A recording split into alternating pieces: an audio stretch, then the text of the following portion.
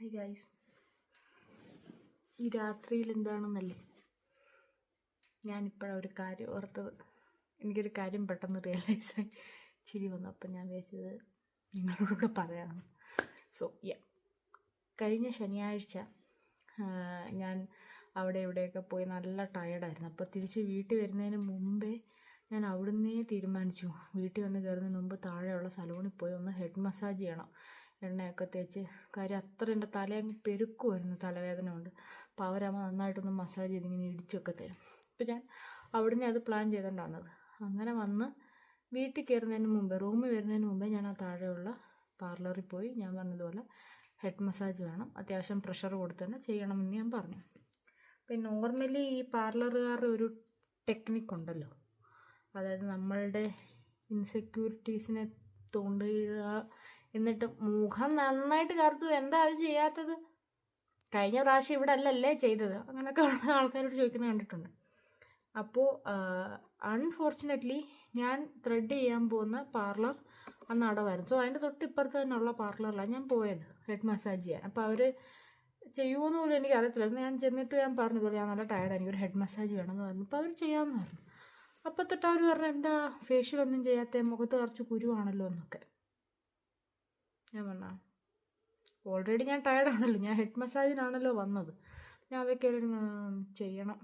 എനിക്ക് വലിയ ബുദ്ധിമുട്ടാണ് ഇങ്ങനെ ആരെങ്കിലുമൊക്കെ ഇങ്ങനെ ചോദിക്കുമ്പോൾ പറ്റത്തില്ല, ഇന്നേ ഇത് ജോലി നോക്കിയിട്ട് പൊടിയെന്ന് പറയാൻ കുറച്ച് ബുദ്ധിമുട്ടാണ്, പ്രത്യേകിച്ച് ഞാൻ ഈ ക്ഷീണിച്ചിരിക്കുമ്പോൾ. അല്ലെന്നുണ്ടെങ്കിൽ നമ്മൾക്ക് പറയാം. Okay, so what ever. അങ്ങനെ ഒരു ഹെഡ് മസാജ് തുടങ്ങി. നല്ല ഹെഡ് മസാജ് ആയിരുന്നു. കാര്യം നല്ലതുപോലെ പറയണമല്ലോ, എന്ന് വെച്ചാൽ നല്ല പ്രഷർ കൊടുത്ത് നല്ല രീതിക്ക് അവർ നല്ല ഹെഡ് മസാജ് ആയിരുന്നു. ഞാൻ നന്നായിട്ടങ്ങ് ഇഴുകി ചേർന്നു. അങ്ങനെ ഇരിക്കുമായിരുന്നു ഞാൻ.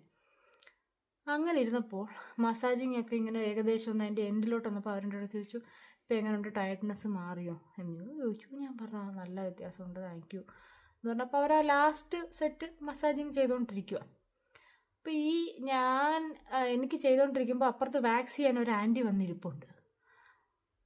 ആ ആൻറ്റി എൻ്റെ അടുത്തും എൻ്റെ ഈ മസാജ് ചെയ്യുന്ന ആളുടെ അടുത്തുമായിട്ട് ഹിന്ദി പറഞ്ഞു, ഇത്രയും അമ്മയ്ക്കൊക്കെ ഹെഡ് മസാജ് ചെയ്തിട്ട് ഓയിലൊക്കെ തേച്ചിട്ട് ഒരു ശകലം പോലും മുടി പൊഴിയുന്നില്ലല്ലോ, നല്ല മുടിയാണല്ലോ.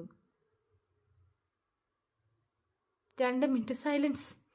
അപ്പോൾ ഈ മസാജ് ചെയ്ത ആൾ പറഞ്ഞു, ശരിയാ നല്ല മുടിയാ, ഇത് സൂക്ഷിക്കണം കേട്ടോ എന്നിങ്ങനെ ഹിന്ദി പറഞ്ഞു. I am that person, I don't care about hair. കാര്യം ഞാൻ മുടി ശ്രദ്ധിക്കാൻ തുടങ്ങിക്കഴിഞ്ഞാൽ അത് പോകുന്നത് ഓർത്ത് എനിക്ക് ടെൻഷൻ വരും. അതെന്താണ്, അതുകൊണ്ട് ഞാൻ മുടി ശ്രദ്ധിക്കാറേ ഇല്ല. അങ്ങനെ ഒന്നും ഞാൻ ചെയ്യാത്ത ഒരാളാണ് ഞാൻ. കുഞ്ഞുനാളിലൊക്കെ ചെയ്തിട്ടുണ്ടായിരിക്കും മുടി വളരാനൊക്കെ, അല്ലാതെ അത് പോയിന്റ് ഓഫ് ടൈം കഴിഞ്ഞപ്പോൾ എനിക്ക് മനസ്സിലായി, ഇത് പോകാമെന്ന് നോക്കിക്കൊണ്ടിരുന്ന അതിനെ സമയം കാണത്തുള്ളൂ, അല്ല അതിനെ ശ്രദ്ധിക്കാനാണെങ്കിൽ വേറെ മെനക്കേടുവാ. എനിക്ക് അത്ര ഒന്നുമുള്ള പേഷ്യൻസ് ഇല്ല. അപ്പോൾ ഇവരിങ്ങനെ പറഞ്ഞപ്പോൾ ഞാൻ വിചാരിച്ചു, ആണോ, മീൻസ് നമ്മളെ ഒരാൾ അപ്രീഷിയേറ്റ് ചെയ്യുമ്പോൾ നമുക്ക് തോന്നല്ലോ, ഓക്കെ നല്ലതാണോ, ഓക്കെ മുടി പൊഴിയുന്നില്ലേ.